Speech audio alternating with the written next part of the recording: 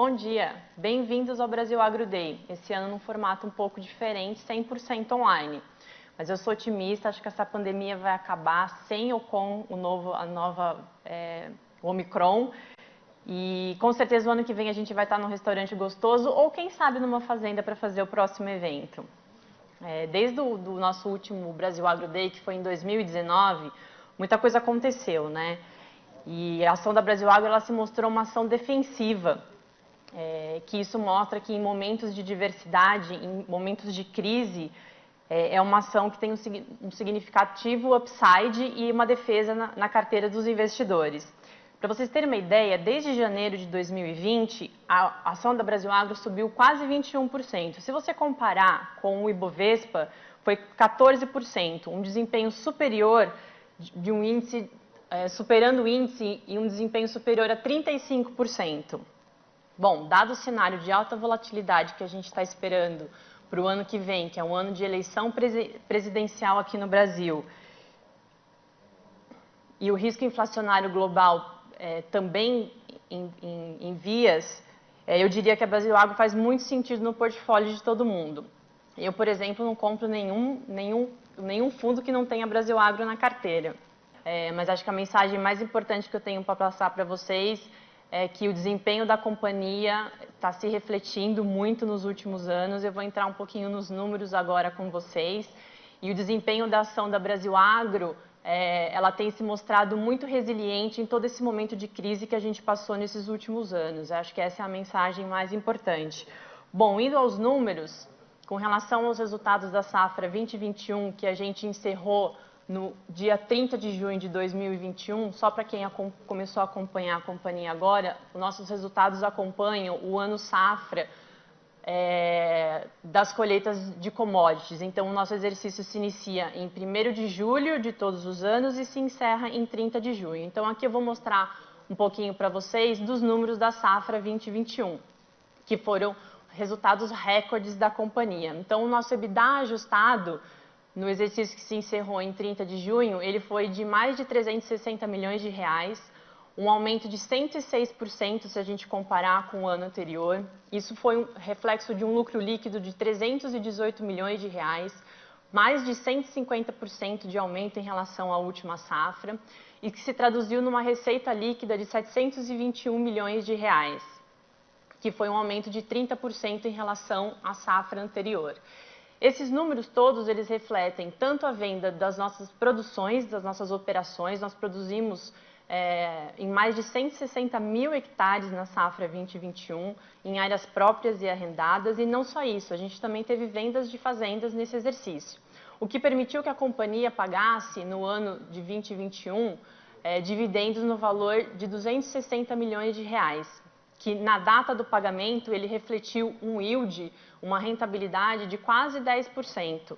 E nos últimos 5 anos, esse yield está na média de 5%, que é um compromisso que a Brasil Agro tem com os investidores, né? Manter esses yields de pagamento de dividendos nesses patamares, baseado nos resultados que a gente vem entregando. Bom, e ainda falando um pouquinho de tudo que aconteceu desde o último Brasil Agro Day de 2019 até agora, eu vou destacar algumas coisas que aconteceram. A primeira delas foi a aquisição da fazenda Serra Grande, que ela está localizada no Piauí. São quase 5 mil hectares, a gente pagou aí 8 mil reais por hectare, é um valor bastante descontado, com potencial de upside significativo. Outra coisa que aconteceu foi o follow-on, super importante para o desempenho da companhia. A gente entende que estava no momento da companhia fazer uma nova capitalização para crescer. E o que foi importante no follow-on? Não só os 440 milhões que a gente captou com a emissão das ações, mas sim a diversificação da base acionária e ainda mais o aumento da liquidez das ações. Para vocês terem uma ideia, a gente, a média de trade diário da companhia antes do follow-on era uma média de 5 milhões de reais. E depois do follow-on isso passou para mais de 20 milhões de reais. Sem contar o aumento significativo na quantidade de acionistas que tem na base. Hoje a gente está com mais de 50 mil pessoas na base, 50 nomes, na base, e isso antes do follow-on era menos de 15 mil. Então, qual que foi a importância do follow-on, além de trazer mais recursos e fortalecer o caixa da companhia? Esse aumento de liquidez, que é uma maneira de destravar o valor da ação, que se vocês compararem com relação ao NAV da companhia, tem um desconto significativo. Seguindo aí nos feitos importantes, desde então, a gente, com os recursos do follow-on, continuamos o plano de internacionalização da companhia, nós adquirimos 10 mil hectares na Bolívia, também com um desconto importante em relação à avaliação, com 20 mil reais o hectare na média. É uma área totalmente desenvolvida numa região núcleo da Bolívia, com potencial de valorização, com investimentos em tecnologia e mudança de cultura. Outro feito importante que nós fizemos foi a segunda emissão de um CRA, onde a gente fez a emissão de 240 milhões de reais em certificados recebíveis do agronegócio, com a intenção da gente alongar um pouco a dívida da companhia e aumentar os investimentos em tecnologia e inovação das nossas operações.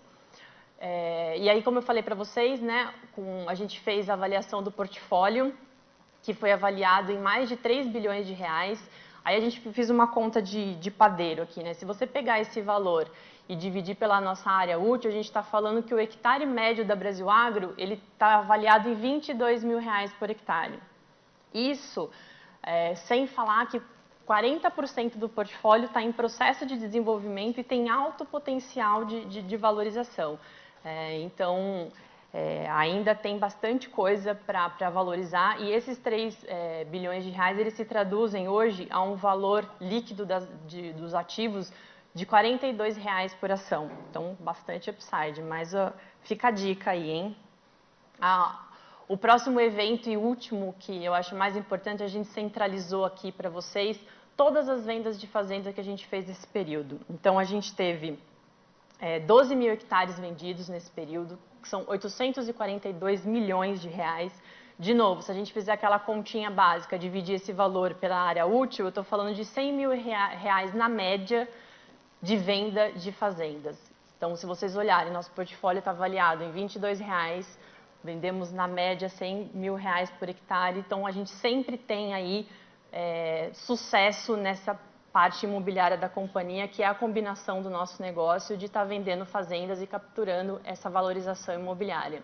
A gente teve uma venda que foi em maio de 2020 da Fazenda Alto Taquari, foram 11 milhões de reais. A próxima venda que a gente teve foi em junho de 2020 da Fazenda Jatobá. Lembrando que a gente sempre vende parcelas dessas fazendas, né? Então, se vocês olharem, a próxima venda também foi da Fazenda Jatobá, um pouco depois, praticamente um ano depois, mas um valor não diferente. Em números de sacas por hectare são valores equivalentes, mas se vocês olharem o valor por hectare útil, teve um aumento significativo, que é reflexo do aumento das commodities nesse período. Depois a gente teve a Fazenda do Rio do Meio, na Bahia também, em setembro de 2021, por 130 milhões de reais, que é equivalente a 45 mil reais por hectare útil, uma fazenda que a gente adquiriu por um preço super inferior no contexto da incorporação da Agrifirma lá em dezembro de 2019. E a última venda, que é o marco da companhia, que foi a Fazenda Alto Taquari, que é a maior venda da história da companhia. A gente vendeu ela por quase 600 milhões de reais, equivalente a 218 mil reais por hectare.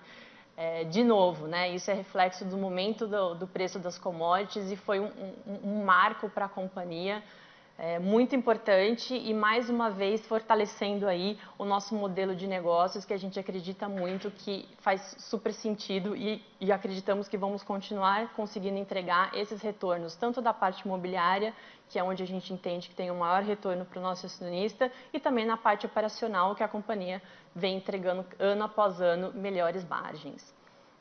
Bom, agora falando um pouquinho do nosso DNA, né? A companhia tem sempre uma preocupação com a sustentabilidade desde a nossa fundação lá em 2006. Aliás, a companhia completa 15 anos esse ano, então estamos debutando. E nessa parte de sustentabilidade, a companhia sempre foi muito focada na parte ambiental. Então hoje está super latente aí no mercado o ISD, né, o ambiental, social e de governança, mas a Brasil Agro, desde lá do início, está sempre preocupada com esses aspectos de sustentabilidade, na parte ambiental, onde a gente tem áreas protegidas, a gente tem todo o cuidado com o manejo da nossa operação, a gente está investindo pesado na agricultura 5.0 em todas as nossas operações, aí o nosso time está super focado em modernizar e cada vez mais trazer tecnologias e inovação para a nossa operação. Na parte de governança, não poderia ser diferente. A gente está desde o começo listado no novo mercado com as melhores práticas de governança, transparência, aprimoramos isso com a listagem na Bolsa de Nova York, onde a gente tem hoje controle SOX rodando dentro da companhia e sempre tudo pautado com muita transparência e processos bem definidos. O que eu vou trazer de novidade para vocês, que eu tenho muito orgulho de falar, é um projeto que eu estou tocando diretamente, que foi o Instituto da Brasil Agro. Ele está completando 1 ano de vida. É uma coisa que a Brasil Agro também sempre fez, mas de uma maneira mais indireta, onde a gente ajudava sempre o entorno das nossas fazendas. E agora, com o Instituto, a gente está mais intenso nesse processo, definimos uma política de doação em cima dos resultados da companhia. E agora eu vou mostrar um vídeo bem curtinho para vocês verem tudo que a gente conseguiu completar só com 1 ano de vida do Instituto. A Brasil Agro é uma das maiores empresas brasileiras em quantidade de terras agricultáveis. Líder na aquisição, desenvolvimento e venda de propriedades rurais com alto potencial de valorização. A companhia tem como propósito produzir alimentos com responsabilidade e, por meio de sua atuação socialmente responsável, viabiliza e proporciona ações para o desenvolvimento de iniciativas nas comunidades em situação de vulnerabilidade social. Investimos em projetos e ações sociais para transformar o futuro das pessoas. Desde 2015, a Brasil Agro já beneficiou mais de 1.700 pessoas, doou mais de 5 toneladas de alimentos e investiu mais de 1,6 milhão de reais em projetos sociais. Reafirmando seu propósito, a Brasil Agro formalizou sua política de doações, onde se compromete a doar até 2% de seu lucro líquido para a realização das iniciativas sociais. Em 2020, o Instituto Brasil Agro foi criado com o objetivo de apoiar iniciativas em diversas áreas de atuação, educação, saúde, bem-estar, entre outros, e construir um futuro cheio de oportunidades para todos, que se inicia com o engajamento dos funcionários, assim como suas famílias, terceiros, fornecedores e, principalmente, as comunidades em que nossas unidades estão presentes, alcançando o protagonismo social de cada indivíduo. Esta é a nossa motivação. Instituto Brasil Agro. Transformar o futuro das pessoas.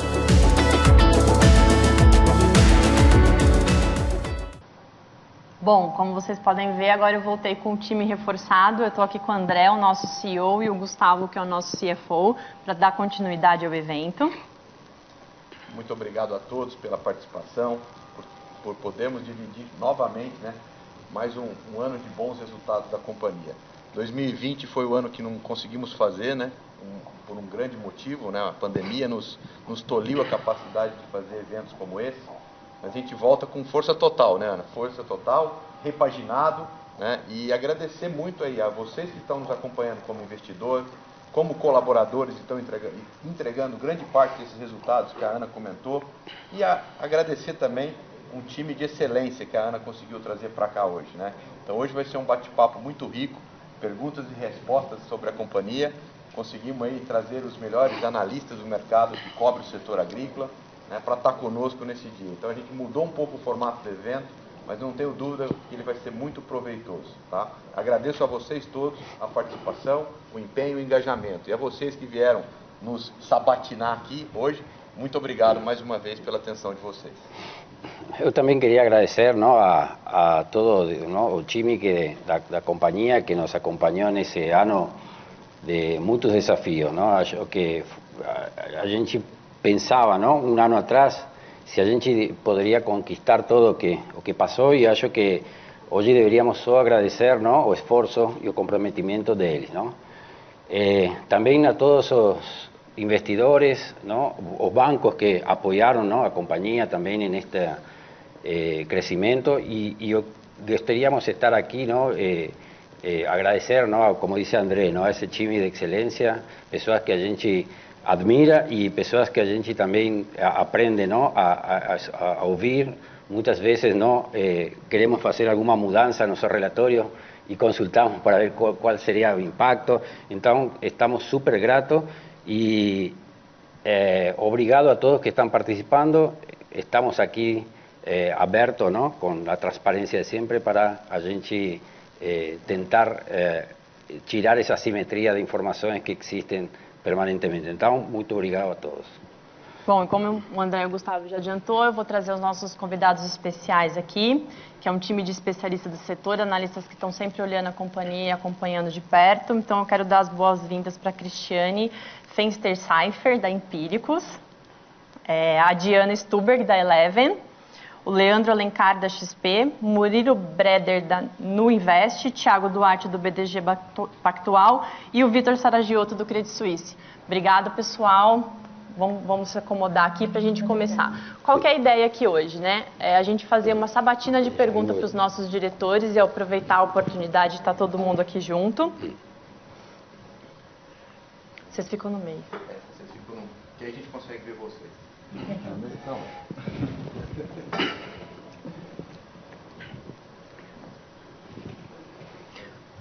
Bom, então aqui a gente vai começar falando de um panorama atual, para a gente explorar um pouco do que está acontecendo no setor nesse momento. Então eu vou passar aqui a primeira pergunta para a Cristiane. Cristiane, a palavra é sua, pode começar. Bom, eu pedi a pergunta talvez mais clássica, que seria começado num panorama do equilíbrio de oferta e demanda das commodities que vocês produzem, para a gente ter uma ideia da sustentação e direcional aí de preços das commodities. Excelente pergunta, Cris. E acho que para a gente responder essa pergunta, a gente sempre gosta de olhar isso em duas óticas, conjunturais e estruturais. Né? Na ótica conjuntural, a gente tem vários efeitos, tipo pandemia, uma série de coisas. Gripe suína na Ásia, que dizimou o rebanho, houve uma recuperação de rebanho, uma necessidade de aumento de proteínas e grãos para recompor esse rebanho. Isso é uma mudança conjuntural. Mas por trás disso, houve uma grande mudança sanitária também no módulo de produção de proteínas na Ásia, migrando para um modo mais intensivo, que demanda muito mais de farelos de proteínas. Isso são mudanças estruturais. Aumento da renda no mundo, isso é fato, né? Se a gente aqui olhasse a renda do chinês há 20 anos, nós estávamos falando de $400 por habitante. Hoje a gente já fala de uma renda do chinês, apesar de ser 1 bi e 400, na casa de mais de 5, 6 mil dólares, né? Então, um aumento de renda de 20 vezes. Eu sempre gosto de responder essa pergunta dizendo o seguinte, com outra pergunta. A renda, o PIB per capita, vai continuar aumentando? Se continuar aumentando o PIB per capita, nós continuamos aumentando o consumo de proteína. Né? Então, por isso que eu acredito que o agronegócio é muito forte. Agora, quando a gente olha para dentro de casa, vamos olhar uma visão mais curta. Né? A gente tem estoque de passagem, de um modo geral, de todas as proteínas e dos grãos, muito baixo. Né? A gente atingiu aí o estoque de passagem de 3,2, 3,5 de soja nos Estados Unidos. Estamos recuperando, já voltamos agora com a colheita americana para casa de 7,8, mas longe dos níveis históricos de 14, 15%. Né? Então, assim, no longo prazo, o nosso negócio é muito sustentável e eu acho que preço de commodities, sempre nós vamos ter sustos altos e baixos, estou falando de grãos. Quando a gente vai pelas commodities de energia, né, aí acho que eu sempre digo que o céu é o limite. Né? Acho que o Brasil é um dos melhores produtores na curva de custos de etanol. Ninguém consegue bater a nossa curva de custo e nós sabemos que o etanol não só é um combustível limpo, mas ele também talvez seja a boa saída para o carro elétrico. Né? É difícil você falar de um alemão que eu uso o carro elétrico, mas carrego na tomada de uma termoelétrica produzida com carvão mineral. É meio duro, né? Ou uso uma bateria de lítio que pesa 500 kg, que a vida útil desse negócio vai muitos anos para se decompor.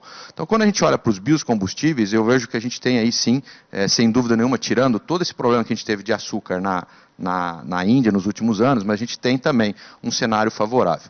O cenário de carnes, né, que nós falamos que também é um consumidor de grãos e são commodities que nós também produzimos, né, a gente viu uma recuperação importante nos últimos 2 anos, né, e um cenário firme. Né, o mercado todo tinha uma percepção e uma dependência muito grande que essa carne andou pelos 25%, 27% de carne que foi exportada para a China.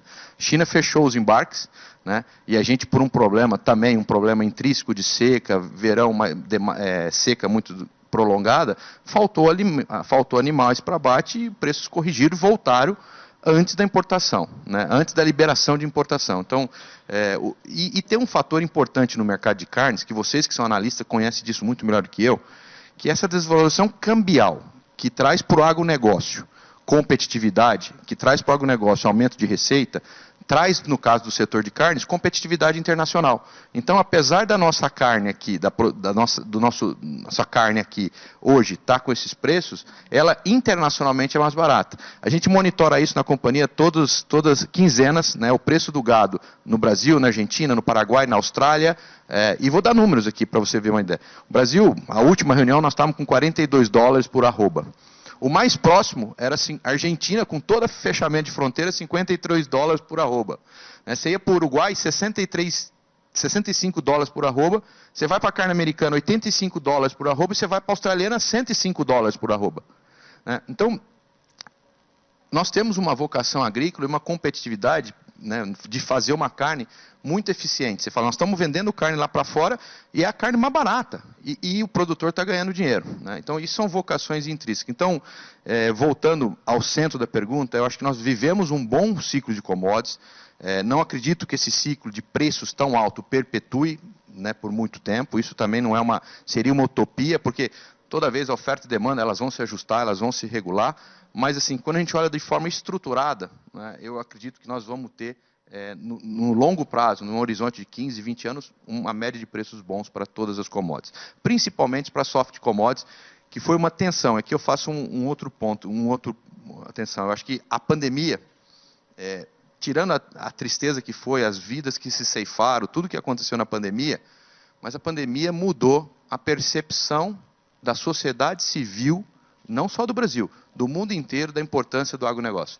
Todo mundo lembra aquelas cenas quando os frigoríficos na Europa, os supermercados começaram a ficar sem produto. Então assim, acho que a pandemia foi um catalisador para mudar a percepção da sociedade civil da importância do agronegócio, né? E acho que a gente tem que sim agora retribuir essa importância, né? Essa cobrança que eu vejo de SD que a Ana Paula colocou, nada mais justo, né? O Brasil, que é hoje o segundo maior produtor, que vai ser o primeiro maior produtor de alimentos mundial, não tenho dúvida nenhuma, e o comprador não vai olhar para isso com uma atenção. Então, acho que tem aí uma janela de oportunidade muito grande para nós da agricultura brasileira. Complementando, acho que a gente tem visto também, não, de que no caso da soja, especialmente, não, a relevância do Brasil, não, na produção mundial tem levado a que tem uma mudança de prêmios muito importante. A gente sempre acostumava a trabalhar, não, com 40 pontos, que era a média dos últimos 4 ou 5 anos, e a gente está começando a enxergar que quizás esse prêmio já começa a mudar de patamar, não? E isso impacta muito positivamente no preço de soja do Brasil. Desvalorização de moeda e os prêmios, eu acho que, digamos, nós começamos a ter um novo patamar de preços e Brasil sendo, digamos, já um player importante de produção de soja, ele começa a ter, digamos, já uma incidência no como se estabelece o preço da soja. Já Chicago já não é, digamos, tão relevante e já os prêmios começam a ficar significativo na conformação de preços, não? E só complementando, Gustavo, você fez um excelente ponto, né? E quando a gente olha o FOBS e a logística brasileira, que sempre foi um gargalo e sempre foi o caro, né?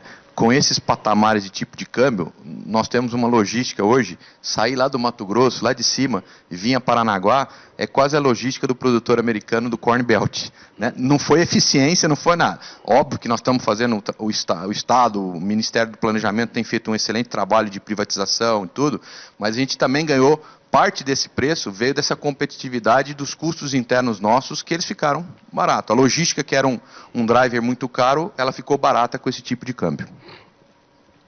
Legal. Começamos bem hoje, hein? Bom, a próxima pergunta vai vir da Diana, da Eleven. Tudo bem, bom dia. Obrigada aí pelo convite. A minha pergunta é sobre em relação à terra na Bolívia, que vocês adquiriram recentemente. Queria saber como que está o desenvolvimento lá, se vocês esperam algum ganho de produtividade e se vocês têm perspectiva de entrar em algum outro país da América do Sul, sem ser Brasil, Bolívia e Paraguai. Diana, obrigado pela pergunta. Eu queria que essa pergunta a gente pudesse estar no escritório, né, mostrar os vídeos da Bolívia para ela, né? Não, a Bolívia, assim, o que o nosso time, e aqui eu faço um agradecimento ao que o time de cana, time de gestão e a própria reação da equipe boliviana, né? Porque é aquela história, né? Sempre quando muda o gestor, né? Tem aquela história da vassoura nova varre bem, né? Mas a turma está varrendo muito bem, né? Eu acho que a turma está varrendo muito bem. Mudar o chip, né? Está indo muito bem. Nós estamos colocando um esforço lá, Diana, na cana de açúcar, né? Os patamares, foi muito feliz a entrada, porque nós entramos no momento de estar fazendo as adubações de soqueira. E a gente viu que um dos grandes problemas era um déficit na adubação nutricional das plantas, né? Então, tenho certeza que os níveis de produtividade da Bolívia de cana-de-açúcar nós vamos aumentar sensivelmente, né? Estamos negociando com usinas contratos parecidos com o que a gente tem aqui no Brasil, né? De prêmio, de volume, de entrega. Dentro em breve a Ana vai anunciar, ela fica brava que eu dou guide aqui, mas dentro em breve ela vai anunciar as parcerias, não de compra, né, de arrendamento, que vocês lembram que na Bolívia é um negócio que nós queremos ir vendendo a área própria e mantendo um portfólio de áreas arrendadas, né? Então a gente está focando nisso, já temos aí 2 negócios bem adiantados de expansão de cana-de-açúcar, próximos do engenho, e está indo bem. A safra de verão de milho, lembrar que a Bolívia tem 2 safras, né? A gente chama lá safra de verão e safra de inverno. A safra de verão, lá, como é muito chuvosa, ela é um pouco pior que a safra de inverno, né? A safra de inverno lá é um pouco melhor, porque algumas regiões você tem problemas de alagamento, você tem problema de encharcamento, você tem muitos dias nublado, você tem menos, mas a safra de verão já se colheu, né? A gente teve aí no caso do milho só, que era uma área pequena, que já tinha sido plantado anteriormente para o antigo proprietário, uma quebra, mas eram 1.000 hectares. A safra de verão, de inverno de soja já veio positiva, já estamos no orçamento que nós tínhamos orçado, estamos entregando e com preço $95 acima do orçado, então preço 95 e orçamento em cima, e a cana-de-açúcar está vindo um espetáculo. Nós vamos aumentar 40% a 50% a produção de cana-de-açúcar lá, assim, rapidinho. Então, assim, tem toda a discussão, eu acho que é muito válida a sua provocação, né, por país, por tudo, por risco Bolívia, mas é aquilo que a gente falou, a gente olhando o preço da terra no Brasil hoje, a Ana comentou, nós compramos essa terra por R$20.000 o hectare. É a mesma coisa que comprar regiões do Mato Grosso, que faz safra e safrinha por R$20.000 o hectare, desenvolvida. Esse negócio está totalmente desarbitrado. Então, e aí eu pego esse gancho para responder a sua segunda pergunta, que foi expansão. Aonde a gente encontrar desarbitragens, né, que façam sentido para a companhia, e que a gente veja também, porque não é você ter só uma desarbitragem e entrar operando naquele país. A gente também quer ter o imobiliário, né? Então, onde a gente entende que tenha desarbitragem e tenha imobiliário, que é o caso da Bolívia, né? Bolívia tem um mercado de terras bem aquecido, diferentemente de Argentina, né? Então, onde a gente encontrar desarbitragem com potencial liquidez, nós devemos estar olhando sim. Punto positivo que a gente encontrou que nessas safra de soja, nós temos lotes, glebas, com mais de 4.000 quilos de produtividade, com o qual entendemos que se a gente acerta na adubação e nas variedades, que isso acho que é a dificuldade que nós estamos encontrando lá, a gente pode aumentar o retorno dessas fazendas. O segundo ponto, não, que a gente não tem feito transferência de fundo para a própria caixa, digamos, já são terras prontas, não, digamos, com uma boa possibilidade de se autofinanciar, com o qual a gente também entende que não tem, digamos, uma exposição muito alta ao país. E um terceiro, que acho que a gente acredita muito, não, na correlação que tem entre o preço de cana-açúcar de Brasil e de Bolívia, não? Ainda a gente tínhamos, digamos, uma incerteza que era será que como não tem Consecana, não tem um mercado transparente, será que os preços não, o próprio, digamos, usina vai manipular a informação? E o que nós estamos encontrando é essa correlação. Aqui nós tivemos aumento, digamos, em dólares e em reais, e essa mesma volatilidade ou variação também a gente encontrou lá. Com o qual si a gente acerta, digamos, algunas condiciones, entendemos que con gestión, tecnología, buscando alguna de estas variedades, a gente puede transformar esas 3 fazendas que nós temos lá e a parceria em uma unidade de negócio muito rentável, né? Então, as expectativas são muito boas para Bolívia. Bom, deixa eu só falar aqui para o André que ele não deu guidance, tá? As áreas arrendadas da Bolívia já foram divulgadas no resultado do primeiro trimestre que a gente divulgou agora em setembro. Então não vamos ser oficionados pela CVM, tá tudo tranquilo. E agora eu vou passar para o Vitor, do Credit Suisse, para ele fazer a pergunta. André, Gustavo, acho que tem um ponto importante aqui, que é a discussão da rentabilidade para essa safra que a gente está vivendo, né? A gente viu recentemente uma disparada dos preços dos fertilizantes, que foi um ponto que assustou um pouco a todos. Ao mesmo tempo que a gente tem um plantio que está indo muito bem e preços muito bons. Então, eu queria entender um pouquinho como é que vocês enxergam a rentabilidade dessa safra 21-22 e fazendo a provocação, quero saber se vai ser a melhor safra da história ou não. Essa provocação é boa, me chamaram aqui, disse que eu tenho que olhar um pouco para a câmera, não estou olhando só para vocês, tá? Mas vamos lá. Vitor, excelente pergunta. Vai ser a melhor safra da história, tá? Não só pela Brasilagro, acho que o produtor brasileiro aprendeu a trabalhar de forma redeada, né? E o hedge caipira, né? A operação de barter, a operação de troca. Então, o produtor brasileiro hoje tem um nível de hedge invejável, né? Não sofisticado como o nosso, que opera Chicago, opera derivativo com vocês lá nos bancos e tal, mas o produtor tem. Então, assim, a safra está transcorrendo bem, né? Acho que nós estamos aí na melhor, numa das melhores, nos últimos 10 anos, um dos melhores anos de plantio, né? Que o Mato Grosso começou a plantar cedo, nós lá no Xingu nunca tínhamos começado a plantar em 25 de setembro, começamos esse ano, terminamos cedo, Bahia já terminamos tudo, né? Dentro da janela de novembro, que sempre se alonga um pouquinho, e a foto nossa é a foto da agricultura brasileira. Então, acho que se o clima acompanhar, vai ser a melhor safra, sem dúvida nenhuma. Com uma formação de custo, como você muito bem colocou, anterior, né? Você imagina que o cloreto que a gente está usando agora, nós compramos em novembro do ano passado. É absurdo, né? E o MAP nós compramos no comecinho do ano, não compramos esse MAP de 900, compramos aquele MAP de 500, 600 lá no começo do ano. Então, sem dúvida nenhuma, essa safra, em termos de rentabilidade, deve ser a melhor da história para nós, né? Vou te dar um número só para que é público isso. O ano passado nós fechamos o preço médio da soja vendida da companhia a R$ 118. Era o preço médio da soja. Esse ano a gente tinha um orçamento na casa dos 135 e nós estamos hoje com o preço médio vendido, com 57% da produção vendido, a mais de R$ 150, 151, 152 reais, e o que está aberto está a 150. Então, assim, eu acho que, de novo, vai ser uma safra muito boa. O grande problema, você já jogou a sementinha aí, é a 22, 23. Né? A gente também já está tomando posição do que é possível tomar posição. Né? Produtos nós já estamos comprando. O Eduardo, que deve estar me escutando aqui, né? Vou chegar lá e vai falar, você viu que você falou que era para mim comprar. Né? E já falamos para ele comprar mesmo. Ele está tomando posição no que a gente é possível comprar, porque a gente viu uma aceleração importante dos custos. Tá? A gente já vivenciou isso na safrinha. Né?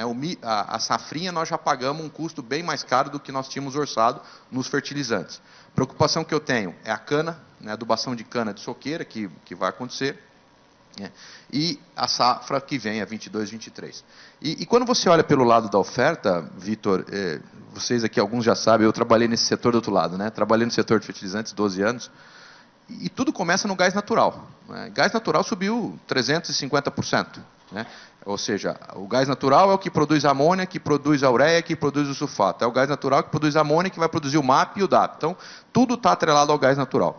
E a gente sabe que gás natural ele tem uma curva muito sazonal ligada ao hemisfério norte. Né? O grande consumidor de gás natural no mundo é o hemisfério norte com calefação. E a gente está entrando agora no inverno no hemisfério norte. Então, mas André, e aí, o que vai acontecer? Vai baixar o consumo, demanda de gás natural, abril, maio.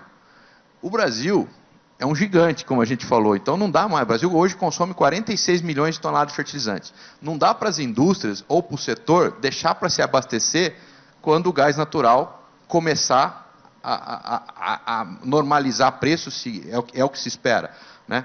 Então, assim, a indústria vai ter que importar num custo caro. Nós não temos como importar 46 milhões de toneladas de julho a setembro que isso precisa estar aqui. Não tem porto, não tem line-up, não tem nada para atender.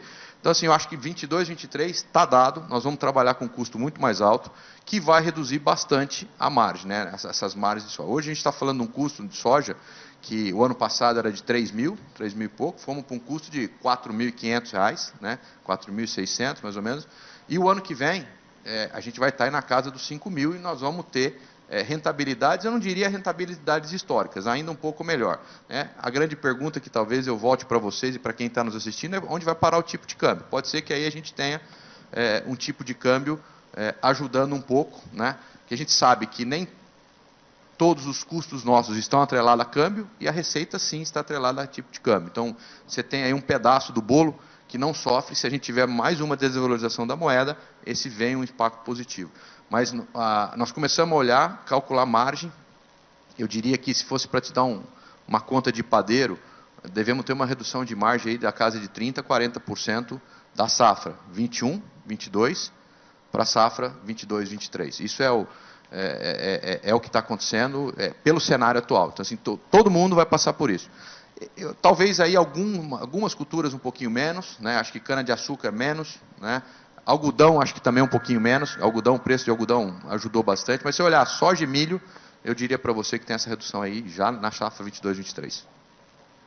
Bom, legal, já estamos falando bastante coisa aqui de 21, 22, 23, bastante coisa vai acontecer nos próximos resultados. Agora eu vou passar a palavra para o Murilo, próxima pergunta, manda bala. Depois da pergunta do Vitor, na verdade ele até rolou a bola para mim, porque tem a questão da safra 2021-22 e tem a questão de que vocês atuam, né, você gosta muito de dizer contraciclicamente. Então, enquanto todo mundo está comprando terra, vocês estão vendendo, e o contrário também. A gente está no momento em que o preço da terra está um patamar, né, bem bacana, e vocês têm vendido, né, há 2 trimestres atrás, no resultado, você tinha até comentado que a empresa estava bem mais vendedora do que compradora, tanto que a gente viu aí... Cumprimos, né? Exatamente.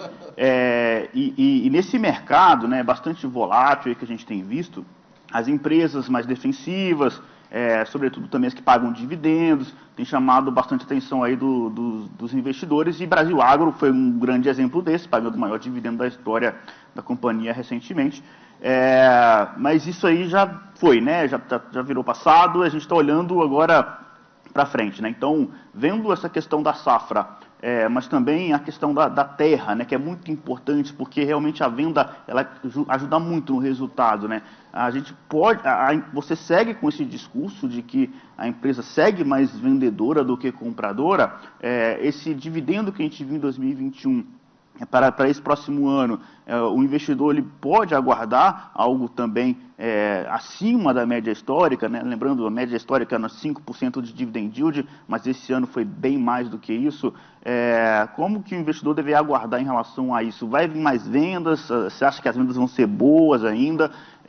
E isso vai acabar se refletindo em dividendos também no 2022? Bom, a pergunta essa é boa, hein?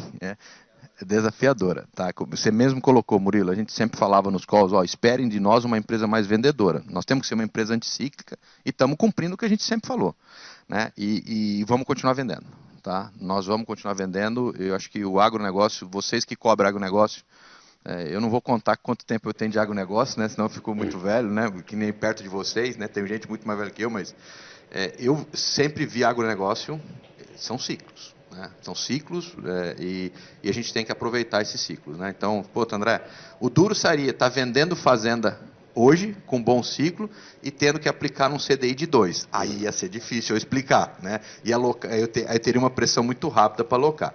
Então, assim, acho que tudo concomitantemente, né? Eu acho que nós vamos continuar sendo uma empresa vendedora, estamos olhando outra ponta também, sempre comprando aquele andar de baixo, né? Quanto à questão do dividendo, a gente, sem dúvida, esse ano que vem, né, não vou nem falar do adicional, porque esse ano a gente pagou um dividendo caro, mas grande parte dele nós distribuindo grande parte do lucro que teve o efeito caixa, né? Muitas vezes a venda da fazenda, Murilo, ela não te possibilita pagar um dividendo tão caro se ela for uma venda a prazo, porque o efeito caixa dela é pequeno, né? Então, esse ano a gente teve um cenário contrário. Se você olhar aquele número que a Ana Paula mostrou para vocês, de 317 milhões de lucro líquido, 52 daquilo ali veio imobiliário. Os outros 260 vieram do operacional.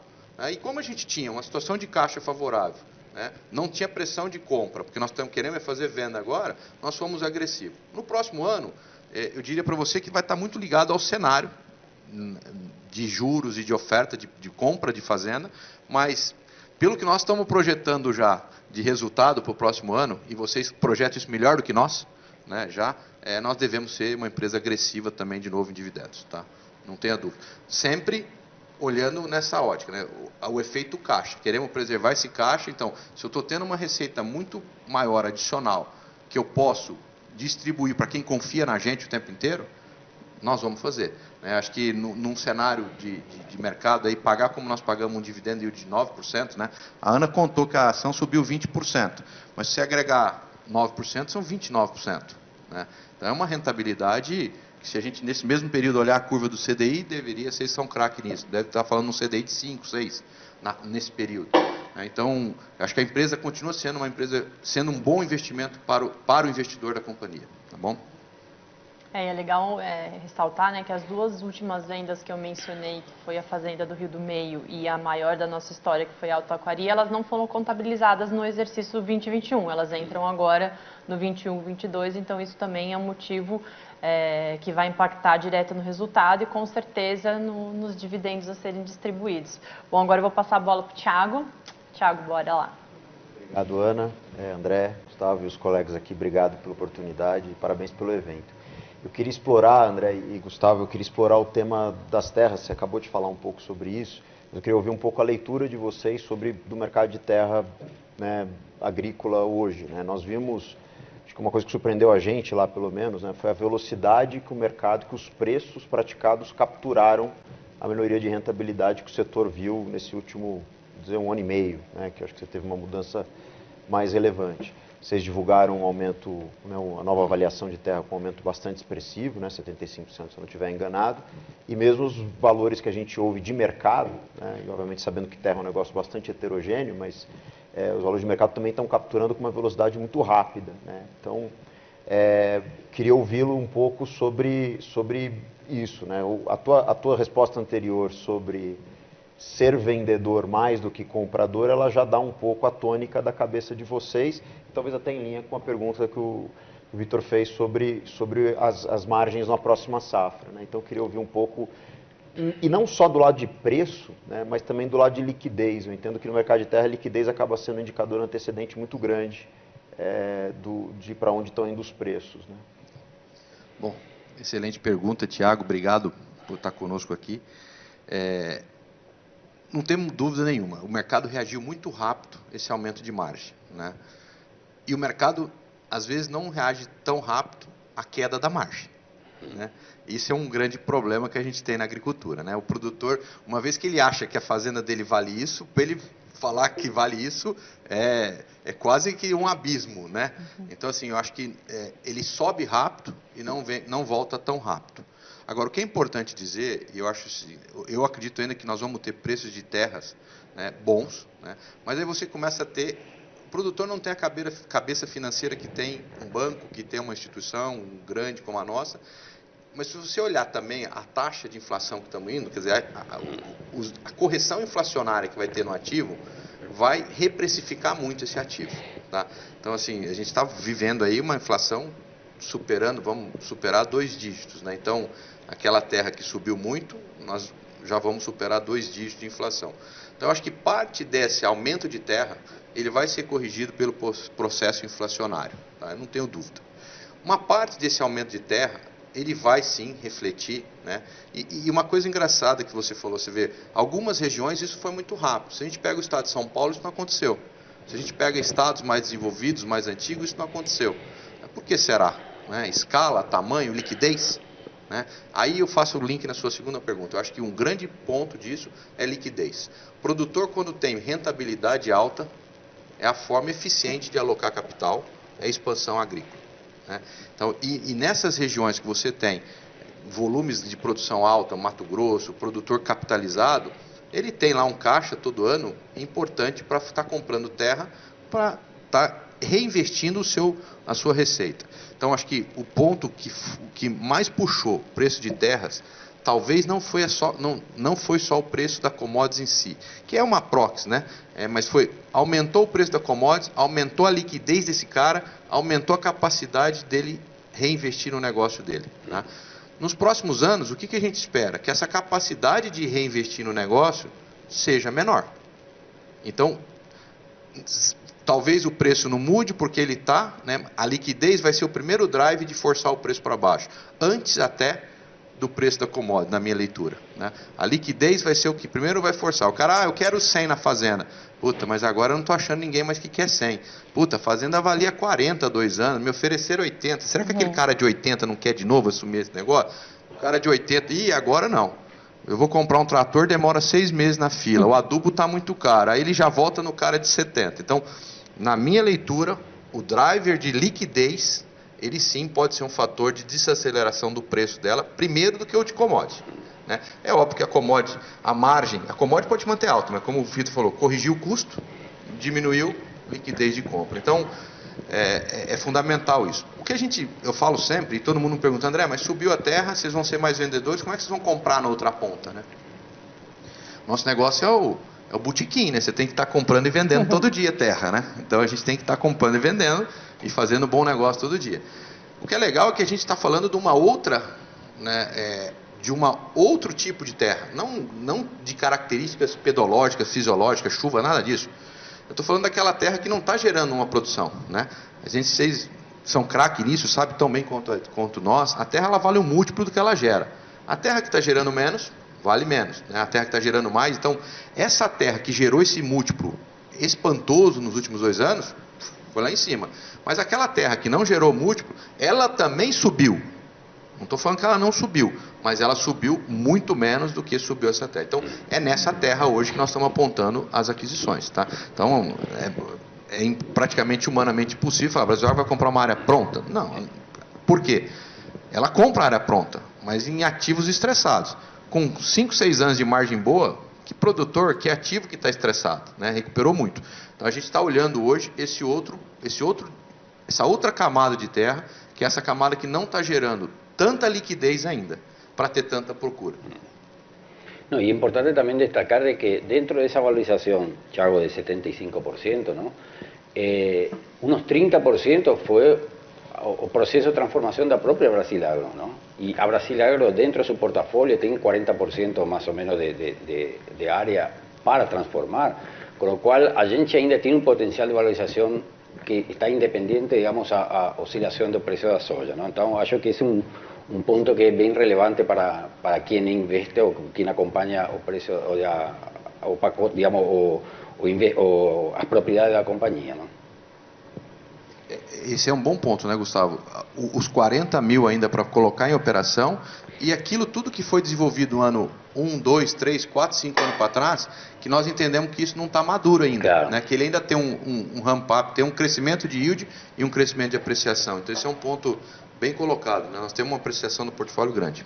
Você quer dizer, não sei se deu, mas você quer dizer que tem mais espaço para o teu portfólio apreciar, independente do que aconteça com o mercado de terra, porque você tem de maturação. É isso mesmo. Esse foi sempre um pouco o drive da companhia, né? Porque eu sempre falo lá na empresa, todo mundo escuta eu falar isso, né? Passageiro de carro aqui ninguém pode ser. Aqui tem que ser todo mundo motorista. E se a gente ficar num negócio de que vamos vender terra só quando o preço está bom, não. E apreciar o portfólio só quando o preço está bom, não. Nós somos o catalisador desse negócio, né? Nosso negócio qual é? Comprar áreas, transformar, colocar capital intensivo, colocar gestão, colocar recursos humanos, ó, e apreciar isso. Então, essa apreciação, ela está independente do mercado. Então, nos 75% do portfólio da companhia, grande parte veio disso, né? Esse ano tem mais 9, 10 mil hectares que estão entrando no sistema. Quanto vale 9, 10 mil hectares? Sei lá, a conta de padeiro aqui, no preço médio que a Ana mostrou aqui, que vai dar 100 milhões de reais. Você coloca 22 mais 10 dá 220 milhões de reais a mais. Então, 222 milhões a mais, nós colocamos isso ativamente no portfólio. Se soja subir, se soja descer, o que acontecer a gente vai colocar. Se a soja vai para 110, estamos falando de 180 milhões de reais. Então, Acho que um bom exemplo que a gente tem de investimento e transformação é a Fazenda São José, né? Que é uma fazenda que, se vocês olharem as produtividades da cana, quando a gente adquiriu a fazenda para agora, a gente teve um crescimento aí de 30% para mais. E se você for avaliar que o preço da terra é o múltiplo da rentabilidade dela, só nesse processo de investimento em tecnologia e tratos culturais, know-how do que a gente está fazendo na produção, a gente já tem esse aspecto de valorização, que é o que a gente espera fazer na Bolívia. As características da Bolívia, das áreas de cana, têm aspectos muito parecidos com a fazenda nossa no Maranhão, que ela tem toda a área já desenvolvida, mas com produtividades muito abaixo daquilo que a gente entende que é o potencial da área. É bem legal explicar essas diferenças, né, desses 40% do portfólio ainda que tem para valorizar. Bom, agora a gente vai encerrar com o Leonardo, da XP, esse primeiro bloco de perguntas sobre atualidades. Léo. Obrigado, Ana. Bom dia a todos. Bom dia, André. Bom dia, Gustavo. Bom dia a todos. André, uma dúvida que eu tenho é que acho que vocês têm uma particularidade que vocês têm a capacidade de escolher o que vocês vão produzir, né? De maneira geral, o produtor ele já comprou aquela área, já tem um perfil de produção daquela área, então ele fica meio que entre soja e milho safrinha, ou fica com outras regiões de café. Vocês não, vocês têm todo um perfil ainda de desenvolvimento de terras, e até a operação de compra e venda de terras traz uma certa opcionalidade para vocês. A minha pergunta talvez até seja um pouco mais esticando assim, o prazo de avaliação, mas dado esse cenário que foi muito positivo para grãos agora, mas que para o próximo ano já começa a ser um pouco mais acomodando os preços, mas você tem ainda algodão com preço muito forte, tem algumas outras culturas com preço muito forte. Eu queria saber qual que é a direção que vocês vão seguir em relação à construção de perfil agrícola da Brasil Agro. Se isso vai mudar, se, por exemplo, as culturas energéticas com cana-de-açúcar vão ocupar cada vez mais assim dentro do mix de produção da Brasil Agro, se a parte de grãos é que vai ocupar, se outro, mais para saber se o perfil agrícola da Brasil Agro muda nos próximos anos, inclusive com um ponto que você tocou logo no começo, né? Tem algumas grandes mudanças acontecendo no mundo, parece que existe de curto e médio prazo muito favorável a parte de comida, né? de alimentação animal principalmente, mas pode ser que a energia seja um ponto mais interessante de médio e longo prazo, e se isso então vai ser já incorporado dentro da estrutura da Brasil Agro. Eu acho que essa turma aqui está olhando as nossas metas de longo prazo na companhia, cara. Tem alguém vazando as metas lá da companhia para essa turma. Estou brincando, desculpa a brincadeira, mas é porque exatamente nós temos isso como uma meta, né, de agregar culturas que agreguem valor ao portfólio da companhia. Nós temos uma meta de agregar, de chegar a ter 10% da área plantada com culturas diferenciadas, tá? Vou te pegar um gancho, você me levantou a bola, eu vou cortar agora. A companhia, ela começou incipientemente, há 3 anos atrás, quando a gente adquiriu a Agrifirma plantio de feijão. Hoje eu diria que nós somos um grande exportador de feijão para a Índia, né? Nós temos hoje 2 unidades produzindo feijão e mandando para a Índia. O Xingu, que você conhece, o Xingu planta 2.000, esse ano está plantando mais de quase 2.500 hectares de feijão, que é feijão direto para a Índia. Que precificação, sair um pouco dessa vala comum de altos e baixos. É commodity também? É uma commodity, mas talvez não tenha a mesma presença, que eu diria, não é uma commodity tão sofisticada, e as commodities sofisticadas, elas é bom por isso, você tem um mercado líquido, mas também você tem um mercado muito operador nessas commodities, né? No caso de soja, você sabe, fundo opera o tempo inteiro, no caso de milho, o fundo está operando o tempo inteiro, e esse tipo de commodity, você não tem esse tipo de operação. Então, a gente tem sim focado nisso, a gente está aumentando a área plantada em algodão, eu diria aí uns 35% na próxima safra, tá, de plantio de algodão. Esse algodão que o vídeo está mostrando para vocês é lá na Chaparral, né? A gente está aumentando algodão também no Xingu esse ano, né? Nós vamos plantar pela primeira vez algodão no Xingu, né? E cultivos especiais. Então, por exemplo, esse ano a gente tem um cultivo especial que a gente chama de gergelim. Gergelim, aquele do pão do McDonald's, né? Nós estamos plantando 600 hectares de gergelim, haja pão de McDonald's, entendeu? Então, assim, tem muita coisa que a gente está fazendo para a empresa não ficar parada, tá? Essa é uma primeira resposta, buscar cultivos diferentes. Acho que eu queria fazer um gancho no que você falou também da tecnologia, né? A gente está trabalhando muito com biotecnologia, com biosensores, com sensoramento remoto, né? Muita coisa disso. Eu acho que aí nós vamos ter o outro salto na agricultura, né? Para você se manter ou se sobreviver em momentos de margem baixa, né? A gente teve lá os eventos que foram disruptivos na agricultura, né? Desde lá de trás, Norman Borlaug, adubação nitrogenada, o advento de híbrido, da hibridação na década de 80, no trigo e no milho, que mudou o patamar da agricultura brasileira e mundial. Depois veio o advento dos transgênicos, depois veio o transgênico segunda geração, né? Um monte de coisa. Depois veio uma onda muito interessante hoje de bioinsumos, que a gente chama. Hoje a gente usa equilibradamente produtos para controlar fungo, para controlar lagarta, para controlar percevejo, associado a controles químicos, que estão trazendo resultados, redução de custo, né?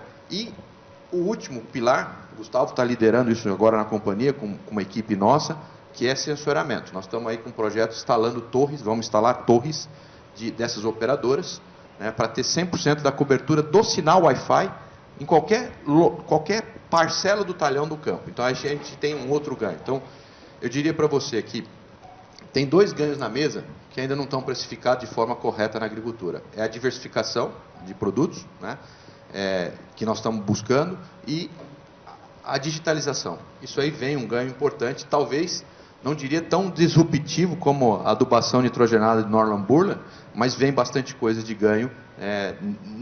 Nós não temos dúvida nenhuma. E mas a Brasilagro é uma empresa que só faz transformação. Uma empresa que só faz transformação e está plantando 170 mil hectares esse ano. Não tem como uma empresa que planta 170 mil hectares não olhar a tecnologia, né? E tem um terceiro ponto, já que você me puxou, né, que nós estamos também investindo bastante, que é a irrigação, né? A terceira safra. Nós começamos a fazer isso com a cana-de-açúcar, né, e fomos avançando isso para outras culturas, né? O Brasil tem um potencial enorme. O Brasil tem 6 milhões de hectares irrigados, tem um potencial para irrigar 18. Se colocar mais 12 milhões de hectares irrigados, que multiplique 2,3 culturas por ano, nós colocamos mais 26 milhões de hectares no sistema produtivo com irrigação. E além do que, essa irrigação traz estabilidade, traz geração de fluxo recorrente, traz tudo que o investidor gosta para saber de dividendo, né? Imagina 170 mil hectares plantado com irrigação, Ana. Isso aqui era pagar dividendo que nem empresa de energia, sabe? Então, é isso que a gente também está olhando para ser uma empresa cada vez mais recorrente de resultados, né? E que a gente foi fazendo essa transformação ao longo dos anos. E esses novos projetos, novas tecnologias, digitalização e irrigação, reforçam ainda mais essa recorrência de resultado nos próximos anos. Legal. Bom, a gente encerrou aqui uma primeira rodada de perguntas falando das nossas atualidades, e agora a gente vai mudar um pouco a temática para falar um pouco de desafios. Então, eu vou passar a palavra para o Murilo. Murilo, a primeira pergunta vem de você. O que você espera de desafios para a gente? Pois eu queria, olhando mais para longo prazo agora, até questionei a questão do dividendo para uma perspectiva de 2022, mas acho que um desafio que eu acho que é bacana e toda empresa deveria buscar é geração de valor, mas aí você tem 2 formas, né? Crescimento, dividendo para o acionista também, e você acabou de comentar a questão do ganho de tecnologia e como que isso pode aumentar a produtividade, de uma certa forma disruptar o setor nesse sentido. Olhando assim, um pouquinho mais para frente agora, na janela de alguns anos, hoje o modelo que da Brasilagro tem, né, ela precisa ter um controle bem bacana das fazendas, né, um controle bem minucioso. Então, olhando para frente, assim, o quanto vocês esperam crescer? Existe muito espaço para aumento de terra, de fazenda, ou vai ser mais esse portfólio que vocês já têm hoje, um crescimento mais tímido, e aí sim uma geração de valor em formato de dividendos? Quais dos 2 caminhos vocês pretendem seguir? Porque, né, você comentou que hoje está mais vendedor do que comprador, então o valor da terra hoje, imagino que vocês também estão tomando bastante cuidado e não estão saindo comprando qualquer coisa nesse preço atual, né? Então, olhando para frente, é mais ou menos isso. É uma Brasilagro do futuro, mais tecnológica, e talvez não muito maior do que é hoje, mas sim gerando valor ao acionista, né, com um ganho de recorrência, um maior mix, maior tecnologia.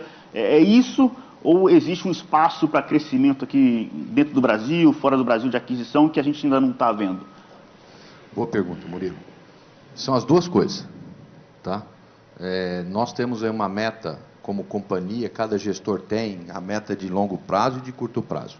Na meta de longo prazo, a gente tem uma meta, sim, de crescimento, e a gente vai buscar entregar o que a gente tem crescido em área plantada nos últimos anos, tá? Então, a meta de crescimento de médio e longo prazo é alguma coisa entre 12% e 15% ao ano. Tá? Então, isso não é só... Mas, do outro lado, nós vamos olhar tecnologia também. E aí, acho que um link que você fez foi bem legal. Você falou, pô, tá, mas você está mais vendedor do que comprador. Eu vou te dar 2 lugares, você vai falar se tem espaço ou não para crescer. O Brasil que a gente conhece hoje, esse Brasil agrícola, ele planta 66 milhões de hectares. Tá? Tudo que você vê falar do Brasil são 66 milhões de hectares. O Brasil tem 850 milhões de hectares. Ou seja, 9% do território nacional hoje é ocupado com agricultura. Tá? O Brasil pecuário, tá? Ele tem 192 milhões de hectares, 190 milhões de hectares. Tá? Praticamente 30% do Brasil está na pecuária.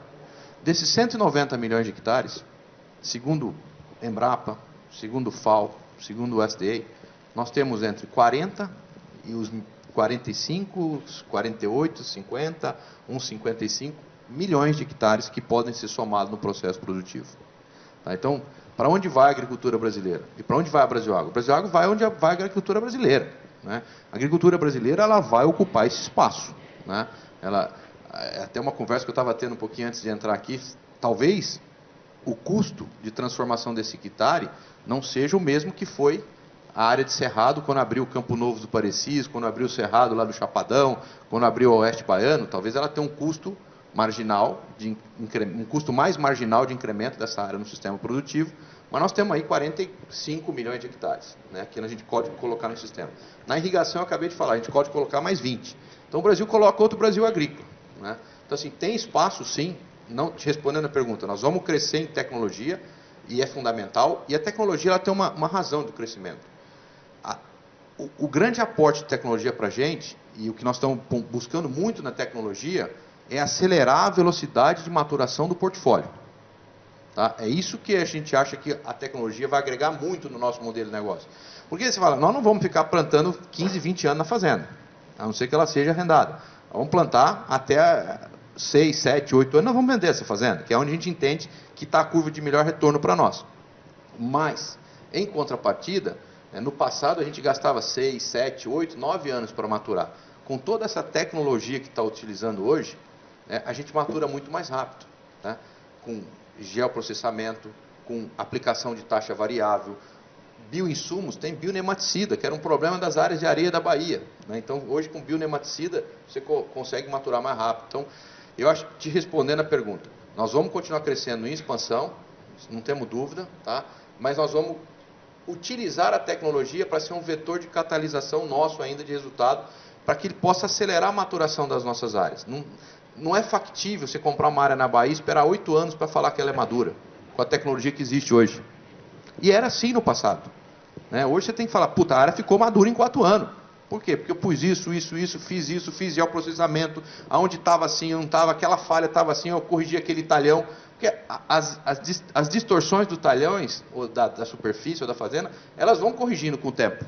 Né? Mas você precisa de muito tempo para corrigir. Hoje, com a tecnologia, você corrige a distorção, a falha, o problema pontual. Né? Você vai aplicando o adubo daqui até no Gustavo, para de aplicar ali, começa lá na frente. Então, você consegue fazer isso hoje. Então, a tecnologia, para nós, ela não é só um vetor de aumento de resultado no que a gente já faz, mas é principalmente um vetor de aceleração da maturação das nossas propriedades. Legal. Esse é um tema que está super latente, né? Investimento em tecnologia, a gente chama de agricultura 5.0, né? O pessoal lá do escritório que está ouvindo a gente já até dá uma tremidinha que está na meta de todo mundo. A próxima pergunta eu vou passar a palavra para o Léo. Acho que uma pergunta um pouco mais ampla, talvez, mas quando a gente olha pela ótica do investidor, ele normalmente busca ativos que não são tão cíclicos, né? Que você consegue ter um pouco mais de previsibilidade, né? Acho que até a sazonalidade do agro é uma coisa que tem muito investidor que não entende e até acaba que penaliza por conta disso, né? E ao mesmo tempo, então, vocês estão num setor que já tem essa particularidade. E dado uma percepção muito recente, que muita gente está buscando empresas asset light, e vocês são o oposto disso também. Então, e até acho que uma perspectiva de que destravar valor de terras envolve diversos aspectos, né? Seja até quanto mais a gente pode explorar a terra, quanto mais a gente pode crescer de maneira horizontal, se isso começa a ter alguma restrição já pela perspectiva de ESG, até essa discussão de desmatamento legal zero, ou até investimento estrangeiro em terras no Brasil, né? Então, minha pergunta é um pouco ampla, mas vocês estão sempre posicionados num ponto até um pouco diferente da regra de mercado, né? Eu não sei se isso até reflete um pouco de liquidez, reflete um pouco até de upside na tese. Vocês acham que isso reflete no papel de vocês, reflete na valorização do papel de vocês, o fato de ser um setor muito cíclico, muito sazonal, um perfil muito mais heavy asset e até perto de algum dos tópicos mais sensíveis que tem tido hoje, se isso você acha que reflete no preço? Eu diria para você que o heavy asset reflete, tá? O tópico, eu acho que aí nós temos como empresa, como agricultor, como setor, desmistificar isso, tá? Que nós fizemos muito pouco nos últimos anos, né? Então, o setor virou o vilão. Não pode ser um país que produz o alimento que produz, tem 66%, 65% do território preservado, não ser um país que está contribuindo para sequestro de carbono no mundo. Então, tem várias iniciativas disso. Vou te dar exemplos, tá? Que a gente também está dentro de casa fazendo. Nós temos 3 projetos hoje de carbono dentro de casa, tá? Estamos fazendo uma mensuração de carbono com a Bayer e com a Embrapa, tá? Esse é um projeto lindo, foram escolhidos 54 fazendas a nível de Brasil, né? E 11 estados da federação, e nós estamos mensurando o sequestro de carbono no plantio direto. Isso vai ser um drive de resultado lá na frente, né? A gente tem a Way Carbon fazendo para a gente um inventário de gases de efeito estufa da forma do protocolo internacional, né? Estamos fazendo isso também para dentro de casa, né? E temos uma outra iniciativa da Sumitomo na Fazenda São José, num trabalho também de mensuração de carbono. Então, acho que a primeira coisa, respondendo a sua pergunta um pouquinho de trás para frente, nós como agronegócio temos que desmistificar um pouco isso aí, né?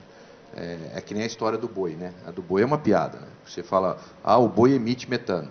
Mas e o sequestro da pastagem de carbono? Não, isso não entra na conta. Então assim, hoje a gente é sincero e faz a conta certa, né? A pecuária no mundo emite muito metano. Mas a gente está falando de boi confinado na Europa, não estou falando de boi a pasto no Brasil, né? Então, acho que tem aí muita coisa que a gente precisa desmistificar. Talvez isso sim possa ser, né? Acho que por essa falta de aculturamento, possa ser um drive de pushback no preço da ação. A questão do ativo, a gente mudou um pouco a cara da companhia, né? Você está lá mais tempo vendo, os mais velhos aqui, né? Tiagão, o Vitor, que estão há mais tempo cobrindo também, eles lembram da companhia que tinha 100% de área própria. A gente produzia em 100% de área própria. Hoje a companhia tem 50% da sua produção em áreas arrendadas, né? Eu não acredito no asset light puro, tá? Porque, a não ser que você seja um banco, o bolso não tenha fundo, né?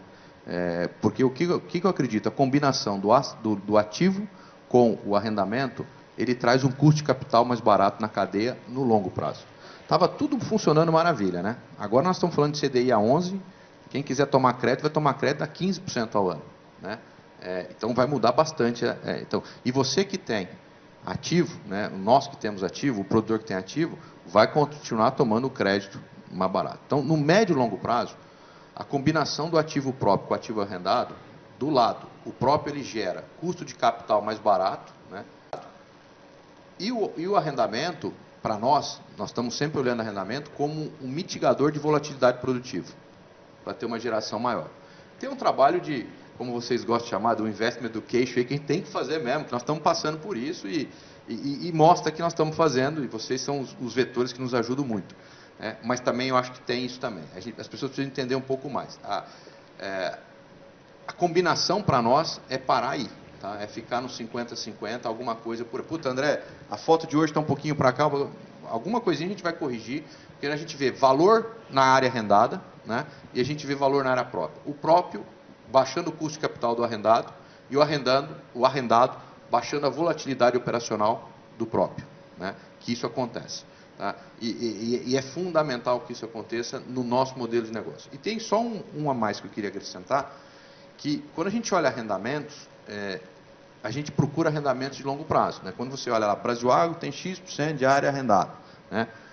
Tem arrendamento lá de 16 anos, que é cana-de-açúcar.